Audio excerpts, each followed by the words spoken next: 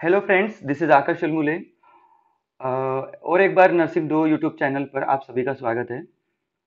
दोस्तों, आज हम यहाँ पे एक एक जो नॉर्सेट के टॉपर है उनका एक मोटिवेशनल स्पीच, या ये बोल सकते हैं कि कुछ जो नॉर्सेट 2023 के लिए जो भी तैयारी कर रहे हैं, जो नर्सिंग के स्टूडेंट्स हैं, उनको कुछ मोटिवेशन मिले, इसीलिए आज हम यहाँ पे नॉर्सेट 2022 के जो टॉपर है, जो नॉर्सेट के स्टार है, हमारे महाराष्ट्र के स्टार, यानी ये बिग अचीवमेंट है महाराष्ट्र के लिए और महाराष्ट्र के बच्चों के लिए कि महाराष्ट्र से किसी नर्सिंग स्टूडेंट ने नॉर्सेट, अभी तक जितने भी एम्स के एग्जाम हुए उसमें कभी भी महाराष्ट्र का कोई बंदे ने या कोई अच्छा रैंक लेके आए नहीं है। बट इस बार मिस्टर आशीष कदम ने फर्स्ट रैंक लेके आए हैं, और मुझे लगता है कि उनसे हम बातचीत करके उनसे कुछ हमारे जो आने वाले जो नर्सिंग के स्टूडेंट है, नर्सिंग की एग्जाम देने वाले स्टूडेंट है, उनको कुछ मोटिवेशन मिले। सो here we start with the Ashish Kadam. Hey Ashish, tell us something about you and your college, school life, and everything. Thank you so much for inviting me. Thank you so much. हाँ actually महाराष्ट्राचे तो काय बोलतो मराठी हिंदी हिंदी मराठी कोई भी add कर सकते हो, कोई प्रॉब्लम नहीं। कोई भी चलेगा, ठीक है, हाँ हाँ कोई हाँ। दिक्कत। हम्म। तो thank you so much for inviting me from actually I am from Maharashtra. तो मेरा नांदेड़ डिस्ट्रिक्ट में बिलोंग करता हूँ, नांदेड़ डिस्ट्रिक्ट महाराष्ट्र। और मेरा स्कूलिंग तो नांदेड़ में ही हुआ था। जब 12th मैंने नांदेड़ से किया था। और फिर नर्सिंग के लिए फिर मैं जे यहाँ पे आता, जे अपना जो मुंबई का कॉलेज है ना, college of nursing, sir J group of hospital, तो वहाँ से मैंने बीएससी वगैरह स्टार्ट किया।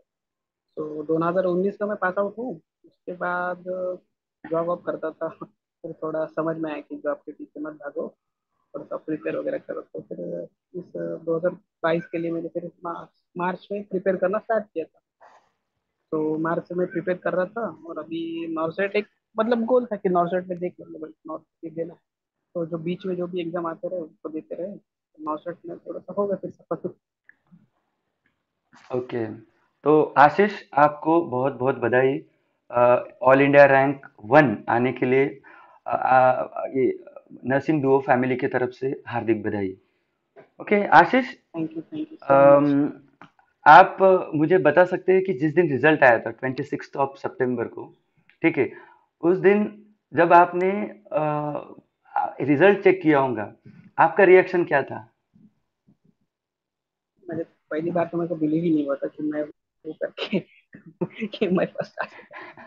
तो उसके बाद थोड़ा सा एक दो चार बार के 5 6 बार चेक किया, दूसरों से करवाया, तब यकीन हो गया कि हाँ हमारा ही है। फिर वो थोड़ा सा जब ग्रुप में आता था ना वो पीडीएफ वगैरह, तो फिर वो ऑनलाइन जाके देखा वही है क्या, तो डाउनलोड डाउनलोड करके फिर एक दो क्रॉस वेरीफाई किया, यही है क्या, तो समझ में कि हाँ यही है। थोड़ा सा स्टार्टिंग में तो बिलीव नहीं हो रहा था। फिर थोड़ा थोड़ा एक दो बार चेक करने के बाद बिलीव था, हाँ नहीं है, हम आ गए। ओके स्टार्टिंग में तो बिलीव ही नहीं हो रहा था कि नहीं वो। ओके। दोस्तों, इसी के साथ मैं बताना चाहता हूँ, मिस्टर आशीष कदम, इनका जिपमर में भी उन्होंने क्वालिफाई किया है, ऑल इंडिया रैंक 34 ना, राइट? 34, हाँ हाँ हाँ, ऑल 34। India rank 34। अभी ये नेक्स्ट अक्टूबर में स्किल टेस्ट के लिए वो जाने वाले हैं। उसी के लिए भी उनको मैं शुभेच्छा देना चाहता हूँ कि आप अच्छे से करिए, हमारे महाराष्ट्र का नाम रोशन करिए, हमारे बच्चों को बहुत बहुत ज्यादा ज्यादा ज्यादा से ज्यादा मोटिवेशन करते रहिए। ठीक है आशीष, इसी के साथ मुझे एक बात बताइए, आपका जो college J college of nursing से आप पास आउट हो, आपका आप एकेडमिक में कैसे थे, यानी 4 साल किस तरीके से कैसे स्टूडेंट थे आप? एकेडमिक में तो मैं अच्छा ही था। एक्चुअली क्या होता है कि बहुत सारे बच्चे ना अभी आजकल ऐसा कर रहे हैं ना कि एक कॉलेज ऐसा पकड़ रहे हैं जहाँ पे कुछ क्लिनिकल प्रैक्टिस नहीं रहता, कुछ नहीं रहता। तो वहां से बच्चे जो पास आउट होते हैं तो उनको ना आगे चल के बहुत दिक्कत होती है। अगर आप कर रहे हो तो थोड़ा सा अच्छे से करो, मतलब कि अगर प्रेस्टिजियस इंस्टीट्यूट से कर रहे हो या फिर कोई अच्छी जगह से कर रहे हो, तो आपके लिए ना आज अगर आप क्लिनिकल्स कर रहे हैं या फिर कल क्लिनिकल्स कर रहे हो तो कभी ना कभी आपको वो फायदेमंद होगा ही। ऐसा नहीं है कि आप अगर क्लिनिकल्स कर रहे हैं तो उसका बाद में कोई यूज नहीं है, ऐसा कुछ नहीं। अगर आप अच्छे से क्लिनिकल करते हो तो वो भी बहुत सारे आपको बेनिफिट दे सकते हैं। तो कॉलेज लेवल में मैं अच्छा स्टूडेंट था, मतलब 60 अबव रेंज में रहता था यूनिवर्सिटी में भी, तो ठीक था कॉलेज में भी, इतना कुछ ये नहीं। हाँ बट कॉलेज का इफेक्ट पड़ता है, अगर तुम गवर्नमेंट कॉलेज से पढ़े हो या फिर अच्छे कॉलेज से पढ़े हो जहाँ पे तुमको क्लिनिकल मिल रहा है करने को, तो वो आपको बेनिफिट दे सकते हैं। तो मेरी यही एडवाइस है कि अगर आप कर रहे हो तो अपना सीईटी नॉर्थ जो भी नीट वगैरह रहेगा उसमें अच्छा रैंक लाइए। अगर आपको गवर्नमेंट कॉलेज मिल रहा है तो गवर्नमेंट कॉलेज ले लीजिए, क्योंकि गवर्नमेंट कॉलेज में उसका फीस भी स्ट्रक्चर नहीं रहता है, बाकी की चीज़ें भी आपको इजीली अवेलेबल हो सकती है। या फिर हॉस्टल वगैरह की दिक्कत नहीं रहती तो गवर्नमेंट कॉलेज में, या फिर बाकी की चीज़ें भी है जो गवर्नमेंट में बहुत सारी इजीली हो जाती है। तो फिर वो एक आपके लिए ये है कि इकोनॉमिकल भी आपके लिए आसान रहेगा, आप गवर्नमेंट कॉलेज से करें तो आप स्टार्ट जब एडमिशन ले रहे हो बीएससी को, तो फिर वो थोड़ा प्रिपेयर कीजिए कि हाँ हमको अगर गवर्नमेंट मिल रहा है तो करना चाहिए। तो फिर आप बाहर से कर लोगे तो फिर ना तो क्लिनिकल उतना होगा, पैसा भी जाएगा आपका, तो उस चीज़ का थोड़ा सा ध्यान रखें तो बहुत और बेहतर है। ओके। तो आप बताइए फैमिली का क्या रिएक्शन है ये जो आप जैसे आपने टॉप किया है।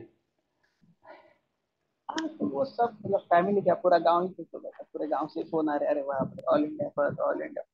ओके। तो थोड़ा सा होता है खुशी, मतलब आपके साथ जो भी लोग कनेक्टेड है या फिर आपके साथ में जो भी लोग रिएक्ट होते हैं या कनेक्ट होते हैं, वो लोगों को थोड़ी खुशी होती है आपकी। और ऐसा रहता है कि कहीं आप अगर कहीं अच्छा नाम कमाए या फिर कुछ करे अच्छा, या फिर कहीं से टॉप करे या करे, तो उन लोगों को भी थोड़ा प्राउड फील होता है कि अरे हाँ, जैसे कि मैं महाराष्ट्र से हूँ तो महाराष्ट्र के लोग बहुत सारे प्राउड फील कर रहे हैं, या फिर मैं नर्सिंग फैकल्टी तो जेजे से जैसे कि बहुत सारे लोग हैं जो उनको प्राउड फील हो रहा है कि अरे हाँ अपना जेजे। तो ऐसे ही मेरे गांव के भी लोग हैं या फिर फैमिली के भी लोग हैं, तो सब फोन कर रहे हैं, कोई भी बहुत सारे लोग टेक्स्ट कर रहे हैं, सबको मैसेज कर रहे हैं। सबको तो रिप्लाई देना पॉसिबल नहीं हो रहा है, बट जितने भी हो सके उतने को मैसेज कॉल सबको रिसीव कर रहा हूँ, ये कर रहा हूँ। क्योंकि क्या हो जाता है ना कि शेड्यूल भी बिजी हो जाता है, तो सबको रिस्पॉन्ड करना तो पॉसिबल नहीं होता, बट जितना हो सके मेरे को मुझे रिस्पॉन्ड करेगी। वही रिएक्शन था कि बहुत अच्छा, मतलब बहुत अच्छा लगा था उनको, क्योंकि मैंने उनको जिपमर का भी रिजल्ट नहीं बताया था, जब दोनों रिजल्ट साथ आए तब मैंने बताया कि हाँ मेरा जिपमर भी क्वालिफाई हो गया था, ये भी क्वालिफाई हो गया था। अच्छा हुआ था कि चलो लड़का तो सेटल हो गया, तो दिक्कत नहीं थी। तो वो बहुत खुश थे। अच्छे खासे खुश थे, तो वो अच्छी बात है, खुश रहते थे। ओके। तो आप ऐसा बोलना चाहते हो कि आप नांदेड़ जिले से एक गांव से बिलोंग करते हो या नांदेड़ से ही बिलोंग करते हो? नहीं नहीं, नांदेड़ में भी एक हदगांव तालुका डिस्ट्रिक्ट है, सॉरी ओके। तहसील है हदगांव तहसील, उसमें से बिलोंग करते हैं। वहाँ पे ओके। एक छोटा सा गाँव है मेरा, हजार दो हम्म। हजार, हाँ 2000 तक का पॉपुलेशन रहेगा उस गाँव का। छोटा ओके। सा गाँव है मेरा। ओके। बट मेरी स्कूलिंग जो हुई थी तो मैं 5वीं तक मेरे गाँव में पढ़ा था। फिर कलमनुरी करके एक है साइड में डिस्ट्रिक्ट है, हिंगोली डिस्ट्रिक्ट में, वहाँ पे पढ़ा मैं। उसके बाद फिर 12th मैंने नांदेड़ से करा था। ओके। तो नांदेड़ में भी मैं 2 साल रहा हूँ। ये था। ओके। तो आशीष मुझे एक बात बताइए, ये नॉर्सेट का आपका कौन सा अटेम्प्ट था? पहला अटेम्प्ट था या दूसरा था? एक्चुअली मेरा, नहीं नहीं, फर्स्ट अटेम्प्ट नहीं, फर्स्ट अटेम्प्ट ओके। तो मैंने जो आई थिंक 20 में ही दिया था फर्स्ट अटेम्प्ट। ओके। बट 20 में फर्स्ट अटेम्प्ट दिया था, 22 में सेकंड अटेम्प्ट दिया था, 23 में मैंने पढ़ाई के साथ ही मेरा पहला अटेम्प्ट था, जिस तरह मैंने ओके। अभी जॉब ऑफ साइड में रखा था और अभी ओके। प्रिपेयर के लिए लगा था।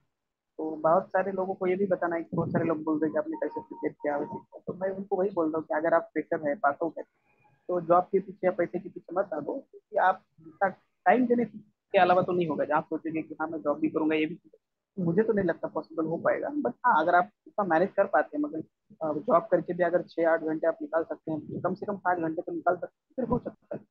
बट तो वो मतलब थोड़ा सा ज्यादा जल्दी तुम जॉब के पीछे भागोगे तो थोड़ा सा ये होगा, साइड में रख सकते हो जॉब।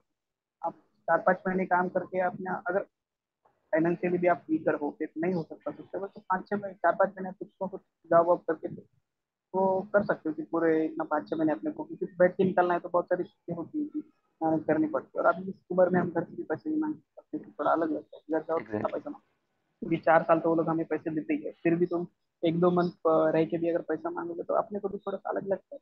तो सिर्फ 4-5 महीने आप जॉब कर सकते हो, उसके बाद अगर मेरा तो यही सजेशन है कि अच्छे से 5-6 महीने दे दो प्रिपरेशन, अच्छा सा प्रिपेयर करो और फिर अच्छे से अटेम्प्ट दो। मतलब सिर्फ अटेम्प्ट देने की मेरी तरह मत करो कि मैं सिर्फ अटेम्प्ट ही देता रहे, ऐसा करने से फिर दिक्कत ही होती है, बाकी कुछ ये रिजल्ट आउटपुट नहीं अच्छा आता। आएगा आपका रैंकिंग, मतलब ये बोल सकते हो क्वालिफाई हो सकते हो, बट इंस्टीट्यूट मिलेगा नहीं मिलेगा ये होता है। तो मैं इस तरह भी मैं 2 बार भी क्वालिफाई हुआ था। एक फर्स्ट टाइम में मैं 4400 का रैंक था मेरा क्वालिफाई होने का, उस टाइम तो मैंने इतना स्टडी नहीं की। सेकंड टाइम तो कुछ नहीं किया था, सेकंड टाइम भी मेरा रैंक ही क्वालिफाई हुआ था, रैंक उतना कुछ खास नहीं था। अ, पाँच 7-8 हज़ार कुछ तो रैंक है। तो इस बार मैंने सोचा कि यार क्वालिफाई होकर तो फायदा है नहीं, तो थोड़ा सा कुछ तो डेडिकेट करना पड़ेगा, टाइम तो देना पड़ेगा, टाइम देने के अलावा कुछ मतलब पॉसिबल ही नहीं, जितना टाइम दोगे उतना तो ये करेगा। तो थोड़ा सा टाइम निकाला मैंने। तो यही है, महाराष्ट्र के बच्चे बहुत सारे हैं हमारे लिए, तो मैं उनको यही बताऊंगा कि भाई थोड़ा सा निकालो टाइम, या फिर कम से कम 5-6 महीने तो निकालो, इसके सिवा तो नहीं हो पाएगा। अब जॉब कर रहे हो तो करो, अच्छी बात है, आपका फैमिली सपोर्ट भी अच्छे करना ही पड़ेगा, बाकी की चीजें भी आपको करनी पड़ेगी, लेकिन कम से कम 5-6 महीने तो करो। अप्रैल जनवरी तक तुम कम से कम प्रिपरेशन के लिए लग जाओ। जो सितंबर में एग्जाम होता है तो कम से कम जनवरी से आप प्रिपेयर करोगे, तो वो उसका रिजल्ट वहां तक दे सकते हैं। क्योंकि आपको दिन में से कम 8 से 10 घंटे दोगे तभी इतना सारा वास्ट सिलेबस है, इतना सारा सिलेबस कवर करना बहुत सारा टाइम लगता है उसमें। तो मेरा यही कहना है कि थोड़ा सा दे दो। देखो बाकी के स्टेट भी के बच्चे हैं बहुत सारे जो कि पास आउट होने के सीधा बाद ही प्रिपरेशन के लिए लग जाते हैं, या फिर थर्ड ईयर फोर्थ ईयर से लोग प्रिपेयर करते हैं। तो उतना तो हम बच्चों से तो एक्सेप्ट नहीं कर सकते कि हाँ हाँ यही करो ये करो। ठीक है, पास आउट होने के बाद आप कम से कम जनवरी से तो प्रिपरेशन को लग। ओके। तो आशीष, आप मुझे एक बात बताइए। आपने नॉरसेट 2020 यानी 2022 का नॉरसेट, यानी 2022। आप, हाँ, 2022 का जो नॉरसेट, आपने प्रिपरेशन कब से शुरू किया था, कौन से महीने से शुरू किया था, और किस तरीके से स्ट्रैटेजी की थी कि आपको ये महीने में इतना पढ़ना है, या कौन से महीने में टेस्ट आपको मैक्सिमम प्रैक्टिस करना है एमसीक्यू, कौन से महीने में कौन सा टॉपिक पढ़ना है, कैसे किस तरीके से आपने ये मैनेज किया? मैं स्टार्टिंग के लिए मैंने स्टार्ट किया था मार्च से, मैंने स्टार्ट किया था। तो जब मैंने मार्च में स्टार्ट किया था तो मैं खुद के नोट्स निकाल रहा था, मतलब कोई लेक्चर देख रहा था, आप कहीं से भी पढ़ लो, जहाँ से पढ़ना है वहां से पढ़ लो। तो फिर वहां एग्जैक्टली। से नोट्स निकाले मैंने खुद के, क्योंकि आप जहाँ आपको जो सोर्स अच्छा लगे, जहाँ से आपको फॉरवर्ड हो, जो आपको डिफेंड अच्छा लगे वहां से पढ़ लो, तो दिक्कत कोई नहीं है। जहाँ पे कहीं पे भी सारे सब्जेक्ट पे एक ही पढ़ाएंगे, या फिर अलग तो कुछ है वो नहीं। अगर इधर कुछ अलग पढ़ा रहे तो उधर कुछ अलग, ऐसा है नहीं। तो टॉपिक तो वही पढ़ने है तुमको जो आईएनसी के सिलेबस में है। तो वो टॉपिक का जहाँ से अच्छा लगे, जहाँ से पढ़ता हो वहीं से भी पढ़ो, खुद पढ़ो, कोई पढ़ा रहा है उससे पढ़ो, या फिर आपको कोचिंग लेना है कुछ भी करो, बुक्स है बुक्स रेफर करो, कुछ भी करो। तो वहां से तुम करो, लेकिन खुद की कंसेप्ट बनाओ, के नोट्स बनाओ, तो वो तुम बाद में बेटर देते हैं। हाँ, स्टार्टिंग में तुम हर वीकली एक टेस्ट दे सकते हो, 200 मार्क्स का एक टेस्ट रहेगा। तो हर वीकली एक टेस्ट देते हो, फिर जैसा जैसा टॉपिक कवर होता जा रहा है तो उस टॉपिक के साथ आपको उनके एमसीक्यू भी पढ़ने हैं। तो मैंने एक सब्जेक्ट वाइज जा रहा था, पहले मैंने एनाटॉमी किया, फिजियो किया, फिर उसको फिजियोलॉजी को, एनाटॉमी फिजियोलॉजी को इंटीग्रेट किया एमएसएन के साथ, सर्जरी के साथ। वैसे ही मैंने इंटीग्रेट किया, और ओबीजीवाई पेडियाट्रिक्स साथ में किया। तो ऐसे जो सब्जेक्ट साथ में इंटीग्रेट हो सकते हैं उनको, जैसे कि माइक्रो का सब्जेक्ट है उसमें से कुछ टॉपिक जो है वो एफओ में आ जाते हैं, तो वो टॉपिक वहाँ से इंटीग्रेट करने सीखिए। मतलब क्या होता है कि आपका टाइम बहुत बच जाता है। क्योंकि आप जनवरी से अगर स्टार्ट कर रहे हो या मार्च से स्टार्ट कर रहे हो तो 6-7 महीने में इतना सारा, मतलब 10-12 सब्जेक्ट कवर करने हैं आपको, तो वो नहीं हो पाएगा, क्योंकि मेरे भी 2-4 सब्जेक्ट रह गए थे। जैसे मैनेजमेंट बाकी था, रिसर्च बाकी था। तो ये मेरा कहना है कि आप, मैंने छोड़ दिए थे मतलब आप भी मत छोड़ो। आपका भी नसीब इतना अच्छा नहीं हो सकता, क्योंकि मैनेजमेंट और रिसर्च अच्छे कंसेप्ट फील्ड क्वेश्चन आते हैं उसमें। तो उस पर भी आपको फोकस करना चाहिए। आप जनवरी से करें तो आपको टाइम मिल सकता है कि सब पढ़ ले, सबको ध्यान दे, तो वो लोग को सब्जेक्ट आप कर सकते हो अच्छे से। मेरा यही कहना है कि सारे सब्जेक्ट पहले खुद पढ़ो, खुद के नोट बनाओ, तो उसके साथ साथ अगर आप कोई टॉपिक पढ़ रहे हैं, कोई सब्जेक्ट पढ़ रहे हैं, तो उसके एमसीक्यू प्रैक्टिस करो, और वीकली एक टेस्ट देते रहना। और लास्ट में तुमको जब एंड एंड रहेगा, 1 महीना 1.5 महीना, लास्ट का 2 महीना, तो उसमें तो तुमको डेली एक टेस्ट देना ही देना, तो कहीं से भी दे दो। जो आपको टेस्ट रहेगा वो डेली टेस्ट देना है, जो क्या गलत होगा वो आपको फिर देखना है, उसमें क्या गलत होगा, कहाँ से गलत होगा। तो वो चीज़ आपको एक बार देखनी पड़ेगी, हाँ यहाँ पे हम गलत हो गए, ये चीज़ें हमको देखनी चाहिए। तो वो चीज़ें आप देख लीजिए, तो फिर आपका अच्छे से हो सकता है। क्योंकि कई कई बार आपको कोई क्वेश्चन गलत लग जाता है, फिर गलत हो जाता है, आप जो कॉन्सेप्ट लगाना चाह रहे हैं वो कॉन्सेप्ट वहाँ पे अप्लाई नहीं हो सकता। तो आपको थोड़ा सा रैशनली देखने के बाद पता चलता है कि हाँ यार, ये ऐसा क्वेश्चन अगर आया यही टॉपिक का, या फिर दूसरे टॉपिक का इसी लेवल का क्वेश्चन आया, फिर इसी स्ट्रैटेजी का क्वेश्चन आया, तो क्या कंसेप्ट बिल्ड हो सकता है। तो वो चीजें आपको ना एमसीक्यू के साथ प्रैक्टिस हो सकती है। और दूसरी बात ये है कि बहुत सारे बच्चों ने, मैंने पूछा, मुझे पूछ रहे थे बच्चे कि सर मतलब क्या मतलब कौन सा ये करना चाहिए, या फिर कहाँ पे ज्वाइन करना चाहिए, या फिर कौन से बुक्स रेफर करना। मेरा एक ही कहना है कि हमारे पास टाइम है तो तुम जितने जितने चाहे बुक्स रेफर कर सकते हो, ट्यूशन लो, बुक्स रेफर करो, अगर टाइम है। हमारे पास ज्यादा टाइम नहीं है तो फिर 8 महीने 6 महीने कुछ ज्यादा टाइम नहीं होता, अगर कम से कम 12 महीने हो तो टाइम बोल सकते हो। लेकिन 8 महीने 6 महीने तो ज्यादा टाइम नहीं है, तो उसमें आपको जितना हो सके उतना आप जो किया है उसको थोड़ा रिवाइज करके जाइए। क्योंकि बच्चे ऐसे मैंने देखे, मेरा भी वही हाल था कि मैं स्टार्टिंग में जब नोट्स निकाले तो उसको रिवाइज करने के लिए टाइम नहीं हो रहा था, फिर जो निकाला वो पढ़ा था वो भी भूल रहा था। तो जितना रिवीजन दोगे आप उतना उतना आपके लिए बेनिफिशियल है। तो मैं वही कहूँगा कि अच्छे से रिवाइज करो, अच्छे से नोट्स निकालो खुद से, और एमसीक्यू की प्रैक्टिस मस्त। जितना ज्यादा एमसीक्यू प्रैक्टिस करोगे वो उतना आपके लिए बेनिफिशियल है। मैं ओके। तब से यही कर रहा था, आप एमसीक्यू की प्रैक्टिस करो, उसके सिवा तो कुछ होने वाला नहीं। यस, आप भले ही एग्जैक्टली। थ्योरी 100 बार पढ़ ले, लेकिन एमसीक्यू की प्रैक्टिस इज मस्ट। एमसीक्यू की प्रैक्टिस के बिना नहीं हो पाएगा भाई। ओके। आशीष, मुझे एक बात बता सकते हैं क्या कि आपने कौन कौन से बुक्स, यानी आपने क्या रेफर किया वो बताइए, क्योंकि बहुत सारे लोग हैं ना वो जानना ही एक्चुअली चाहते मैंने, हैं। हाँ हाँ, मेरे को यही बता रहे, पूछ रहे कि सर इंग्लिश पढ़ा क्या, सर मौसमी पढ़ा क्या, टारगेट। मैं बोल रहा हूँ भाई मेरे पास सिर्फ टारगेट था, और बाकी के बुक्स है, मतलब मेरे पास बुक्स है, मैं पढ़ नहीं पाया, मेरे पास इतना टाइम नहीं था। मैं इनफ्लेक्स पढ़ने को मेरे पास टाइम नहीं था, मेरे मौसमी पढ़ने को मेरे पास टाइम नहीं था। हाँ, तो पीआर यादव और इनफ्लेक्स टारगेट हाई में तो सारे जो पुराने क्वेश्चन होते हैं वही तो क्वेश्चन है, तो तुमको दो हम्म। दो बुक रेफर करने की जरूरत है, दोनों में से यस। कोई में से एक ले लो। हाँ, तो ऐसा है नहीं है ना कि क्योंकि वहाँ के जो क्वेश्चन है उसमें भी वही क्वेश्चन है, इसमें भी वही क्वेश्चन है, तो उतना रिपीट हो गया, तो आप फालतू में खर्चा करने की जरूरत नहीं है। हाँ, अगर आपके पास टाइम है, आप निकाल पा रहे हो, आपने शेड्यूल बना के अगर कर रहे हो, तो आप एंटलेट भी पढ़ सकते हो, आप साउंडर्स भी पढ़ सकते हो, मॉसडे भी पढ़ सकते हो, पढ़ने के लिए कोई दिक्कत नहीं है। बट क्या होता है कि आपने जितना पढ़ रहे हो उतना प्रोसेस होना भी चाहिए ना, नहीं तो आप एक सब्जेक्ट को लेकर उतना ही पढ़ रहे हैं, अगले सब्जेक्ट पे नहीं पहुंच पा रहे, तो वो चीज़ नहीं है, आपको सबको टाइम देना पड़ेगा। तो फिर प्रैक्टिस भी है उसमें, आपको एक टेस्ट सीरीज देनी है, उस टेस्ट को एनालाइज करना है क्या करके, बहुत टाइम जाता है उसमें, बहुत टाइम। अभी लगता है लोगों को ये पढ़ा होगा वो पढ़ा होगा, नहीं होता, टेस्ट सीरीज में बहुत टाइम जाता है अगर आप अच्छे से कर रहे हो, अगर नहीं तो फिर वो तो ऐसे 1-2 घंटे 1-1.5 घंटे में तुम टेस्ट के बाहर निकलो, तो वो फायदे का नहीं है। कम से कम आप नॉर्सेट का पेपर दे रहे हो ऐसा करके अगर दे रहे हो तो वो आपके लिए बहुत बेनिफिशियल है। नहीं तो फिर आप एक आधे घंटे में टेस्ट देके बाहर निकल रहे हो, फिर क्लिक क्लिक करके निकल रहे हो, तो फायदेमंद नहीं है। तो थोड़ा सीरियस होकर भी टेस्ट देना पड़ेगा, और उस हिसाब से थोड़ा देखना पड़ेगा, इसके लिए बहुत हेल्पफुल है।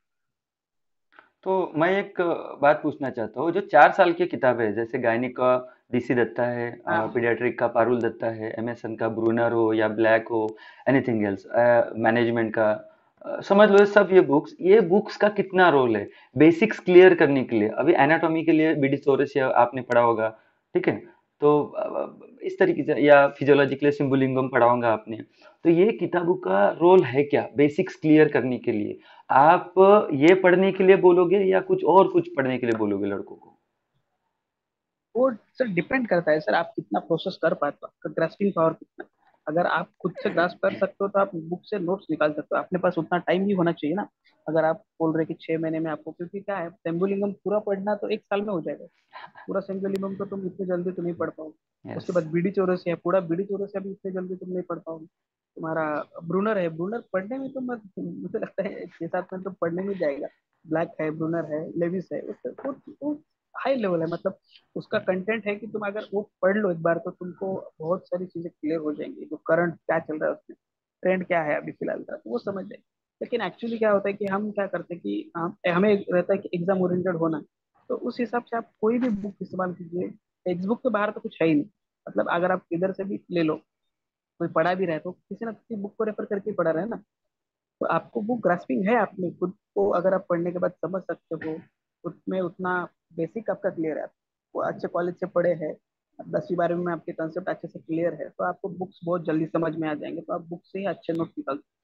लेकिन आप अगर वीक है तो फिर आपको लगता है कि थोड़े, हाँ यार मुझे असिस्टेंट की जरूरत है, मुझे थोड़ा सा तो कुछ हेल्प चाहिए, तो फिर आप जा सकते हैं कोई क्लास के लिए, किस लिए, या फिर आपके पास उतना टाइम नहीं है कि मैं सिम्बोलिज्म नहीं पढ़ पाऊंगा, मैं तो बाकी की चीजें नहीं पढ़ पाऊंगा, तो तुम दे सकते ओके। हो। उसके साथ में फिर ऐसा नहीं, ये नहीं। तो आशीष, एक बात बताइए कि ये नॉर्सेट में जो 200 एमसीक्यू थे, तो आपने कितने अटेम्प्ट किए? हम्म। और क्या बोलना चाहते हो, कितने अटेम्प्ट अम, करना चाहिए? हाँ, मेरे को भी वही लोगों का फोन आया था कि मतलब तुम्हारे अटेम्प्ट कितने आ रहे हो, कितने सही है, तो मैं सही तो गिने नहीं थे, मैंने रूम पे आके घर पे आने के बाद कितने सही हो गए करे, तो मैं बोला देख लेंगे जब नहीं, रिजल्ट निकला आपने तो। अटेम्प्ट कितने किए? तो अटेम्प्ट तो मैंने 180 किया था। Yes, exactly, okay. तो यही हाँ, कंसेप्ट था। एक्चुअली वो हाँ। अटेम्प्ट का भी एक इश्यू है कि हम्म। अटेम्प्ट आप कितने करते हो, अगर पेपर हार्ड जा रहा है वो तो जितनी प्रैक्टिस करोगे उस लेवल पे आपको समझ में आएगा कि पेपर कैसा जा रहा है। अगर वो आपको समझ में आ रहा है, मतलब तुम मास्टर का पेपर है ना, उसके पहले जब तुम टेस्ट सीरीज देते हो तब तुमको समझ में आ रहा है कि पेपर कैसा जा रहा है। अगर आपका पेपर इजी गोइंग जा रहा है तो आपको लग रहा है कि पेपर यार थोड़ा इजी गोइंग है, तो आपको स्ट्राइक रेट ज्यादा होना चाहिए, क्योंकि बहुत लोग स्ट्राइक करने वाले हैं उस क्वेश्चन पे, तो आपको भी स्ट्राइक रेट होना चाहिए। उसके साथ में अगर कोई क्वेश्चन रहता है ना, तो आपने कभी देखा ही नहीं है या फिर उसका कंसेप्ट आपको क्लियरली आता है, तो उसको छुओ मत, छोड़ दो। उसको छूने एग्जैक्टली की जरूरत नहीं, उस क्वेश्चन को exactly. अटेम्प्ट करने की जरूरत नहीं, उसके पीछे मत लगो, छोड़ जान दो। और ऐसे कोई क्वेश्चन होते हैं ना जिसमें 100% आप श्योर हो कि ये दोनों ऑप्शन में ही एक हो सकता है। मतलब ऐसे कोई क्वेश्चन रहते हैं ना कि जिसमें दो ऑप्शन है, आपको पता है हम्म, आंसर एक, दो ही ऑप्शन में आंसर है, मतलब 100% श्योर हो कि एक या बी में से आंसर। तो ऐसे क्वेश्चन को आप अटेम्प्ट कर सकते हो। वो क्वेश्चन आप अटेम्प्ट करो, और जो क्वेश्चन को थोड़ा फिर कंफ्यूज है कि 50-50 लग रहा है कि नहीं यार मतलब हो सकता है, तो ऐसे को छुओ मत। जो आपको क्लियरली याद आ रहा है वो वैसे क्वेश्चन को आप 100% अटेम्प्ट कीजिए, तो वो आपको थोड़ा बहुत बेनिफिट देंगे, क्योंकि नेगेटिव मार्किंग रोकने का यही एक तरीका है कि आप कितने श्योर हो क्वेश्चन के लिए, और वो पेपर का लेवल क्या है। तो बहुत सारे बच्चे की सर हमको पता नहीं चलता, मतलब कितना क्वेश्चन सॉल्व करना चाहिए, कितना क्वेश्चन अटेम्प्ट, तो तुमको प्रैक्टिस के साथ आ जाएगा कि पेपर टफ जा रहा है, पेपर इजी जा रहा है, तो उस हिसाब से आप क्वेश्चन सोच। टफ जा रहा है तो ज्यादा तो स्ट्राइक रेट नहीं रहेगा, तो आपको भी थोड़ा सा मिनिमम ही रहना है। और अगर पेपर इजी गोइंग जा रहा है तो फिर आप स्ट्राइक रेट अच्छे से रख। ओके। और एक चीज है कि आप एकेडमिक कोई एक एग्जांपल लेते हैं, एक बच्चा है एकेडमिक्स में बहुत होशियार है, रैंक आ रहा है नंबर वन हम्म। नंबर टू एमयूएचएस में टॉप कर रहा है, पहले one two three four fourth rank कर रहे हैं। Okay okay.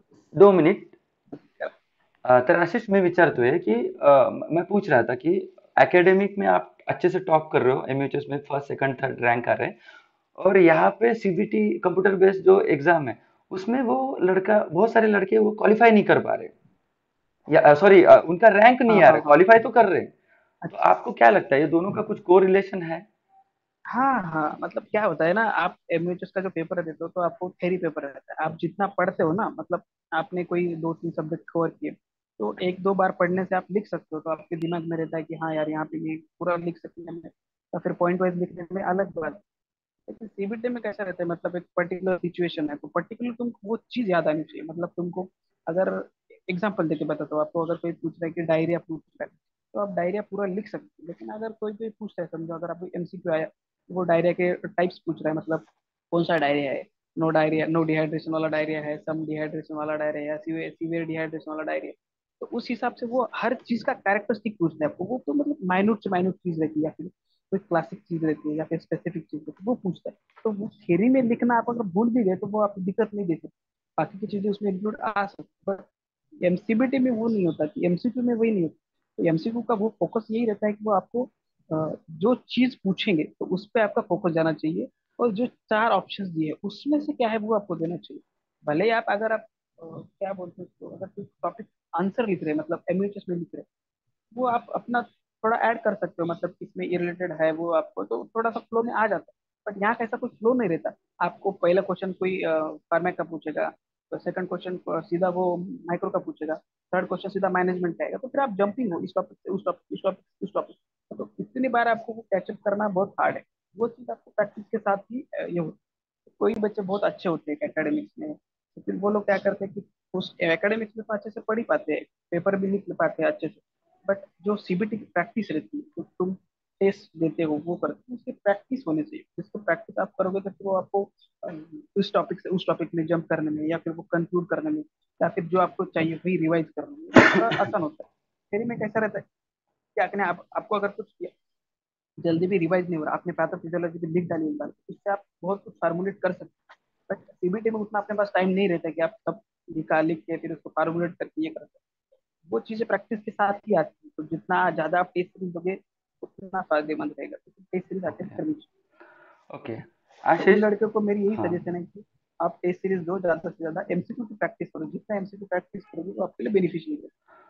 तो आपने कोई कोचिंग क्लास नहीं ली, सिर्फ आपने कुछ एमसीक्यू प्रैक्टिस करने के लिए कुछ ये लिया था ना, कुछ क्लास यानी कुछ कहीं पे? मैंने एक कोर्स लिया था उन लोगों का, एनएलएल का कोर्स लिया था, हम्म, कि मेरे पास उतना टाइम नहीं था कि मैं पूरा सेंगोलिन वगैरह पढ़ लूँ। ओके। तो क्या कैसे है ना कि वो डिपेंड करता है, आप आपके पास कितना टाइम है, आप कितने जल्दी खत्म कर सकते हो, तो उस पर डिपेंड है। मतलब कंपलसरी नहीं है कि हर बच्चे को लेना ही चाहिए या ओके। फिर नहीं लेना ही चाहिए। वो आपको, अगर आपके बेसिक कंसेप्ट क्लियर है, आपके पास उतना टाइम है, तो आप किताबों से पढ़ सकते हो, क्योंकि वो लोग भी तो किताबों से पढ़ रहे हैं, वो कहीं से थोड़ी सा अलग से पढ़ रहे हैं। तो वो ओके। डिपेंड करता है। हाँ, बट टेस्ट सीरीज वगैरह है तो आपको अगर कहीं से मिल रहा है तो कहीं से भी ले लो। कहीं से भी आप टेस्ट सीरीज प्रैक्टिस कर सकते हो। ऐसा कुछ नहीं कि स्पेसिफिक ही करना है वहीं से, आप कहीं से भी करो, आशीष अभी बट लास्ट। प्रैक्टिस करो। ओके। आशीष अभी आखिरी सवाल मैं आप को पूछूंगा, सवाल नहीं, ये एक निवेदन है कि कुछ ऐसी कुछ महत्वपूर्ण टिप्स देना चाहोगे जो नए बच्चों को, जो नर्सिंग का प्रिपरेशन कर रहे हैं, नॉर्सेट के लिए, ईएसआईसी के लिए, आरआरबी के लिए, या हाँ कुछ और भी सेंट्रल गवर्नमेंट के एग्जाम के लिए जो प्रिपरेशन शुरू कर रहे हैं, या अभी कोई अभी बीएससी नर्सिंग कर रहा है और आगे वो एग्जाम देने वाला है, तो ये सभी बच्चों को कुछ ऐसी महत्वपूर्ण बात बताना चाहोगे आप? हाँ, तो मैं वही बताऊंगा कि जो मैं अभी सबको वही पूछ रहे, तो वही वही बताऊंगा कि भाई तुम पैसों को पीछे मत भागो। स्टार्टिंग में तो भी कम से कम आप फ्रेश हो तो आपके लिए बहुत फायदा है, क्योंकि आपका नॉलेज फ्रेश है। आप उस फ्लो में हो, उस लीक में हो, तो कम से कम 6-7 महीने निकाल दो ना, इधर 1 साल निकाल दो, क्या फर्क पड़ रहा है। थोड़ा ओके। करो और फिर अच्छे से तुम प्रैक्टिस करोगे तो हो जाएगा ना, ऐसा कुछ किया अलग से तो है नहीं। और जितना तुम, बहुत बच्चों का है कि सर हमने तो पढ़ा था लेकिन स्क्रीन के सामने बैठे तो याद नहीं आ रहा था, बाकी की चीजें नहीं हो रही थी, तुमको वो प्रैक्टिस करना बहुत जरूरी है। चाहे तो बुक्स रेफर कीजिए, कुछ भी कीजिए, और कंसिस्टेंसी मेंटेन कीजिए। बहुत सारे बच्चे मैंने देखे, स्टार्टिंग कर लेते हैं पढ़ाई की, 1-2 महीना हो जाता है, फिर 4-5 दिन का गैप आ जाता है, फिर वो फिर से पढ़ना स्टार्ट, फिर 4-5 महीने का, 5 दिन का गैप आता है, फिर वो ऐसा है ना, थोड़ा थोड़ा डिपार्चर हो जाता है। तो उस डिपार्चर पर लग जाए, अगर आप करना ही चाहते हैं तो थोड़ा सा कंटिन्यू कीजिए, क्योंकि आप अगर गैप देंगे आप तो वो फिर नहीं हो पाएगा। तो मेरा यही कहना है कि आप कंसिस्टेंट रहो। अगर आपसे हो पाएगा तो आप टाइम निकालो सेपरेट इसके लिए, 6-7-8 महीने का, जितना प्रैक्टिस हो सके उतना एमसीक्यू की प्रैक्टिस करो, खुद की कंसेप्ट बिल्ड करो। आपको अगर कोई साथ में बैठा है तो उसको समझाओ, सिखाओ, ये करो वो करो, मतलब आपको अगर कुछ पता चला, आज नया टॉपिक समझ में आया, आपको समझ आया, आशीष, तो वो टॉपिक उसको भी बताओ, मतलब। आपने आपने ये सब जॉब के साथ किया है? आप जॉब कर रहे थे, जॉब के साथ ही प्रिपरेशन कर रहे नहीं थे? नहीं, मैं जो पहले जॉब कर रहा था मैं, बट मैंने मार्च में जॉब को ओके। क्विट किया, और उसके साथ कंटिन्यू फुल टाइम पढ़ाई कर रहा था। ओके। हाँ, तो फुल टाइम पढ़ाई करोगे तभी हो जाएगा, मेरे साथ तो वही होता था, क्योंकि कम से कम 8-8 10-10 घंटे, 8-8 10-10 घंटे हम्म। बैठोगे तभी आप इतना सारा सिलेबस कवर कर पाओगे इतने कम टाइम में। उतना ही तो फिर नहीं हो पाएगा, फिर उतना सिलेबस तो कवर नहीं हो पाएगा, फिर वो ऐसा हो जाएगा ना कि बर्डन आ जाएगा एंड में। Okay Ashish, thank you very much. बहुत बढ़िया लगा कि एक महाराष्ट्र का एक बंदा नॉर्सेट 2022 टॉप किया, और मुझे लगता है कि ये बातचीत से बहुत सारे यानी लाखों महाराष्ट्र के जो नर्सिंग नॉर्सेट या बाकी सेंट्रल गवर्नमेंट जो एग्जाम के लिए प्रिपेयर कर रहे हैं, उन लोगों को मोटिवेशन मिलेगा इससे। मैं आशा करता हूँ इससे बहुत लोगों को प्रेरणा मिलेगी। धन्यवाद Ashish. Thank you. Thank you sir, thank you आगे के इनवाइट। फ्यूचर के लिए आपको बहुत बहुत शुभकामनाएं। ठीक है। Thank okay. You so okay, good much. Night, good night.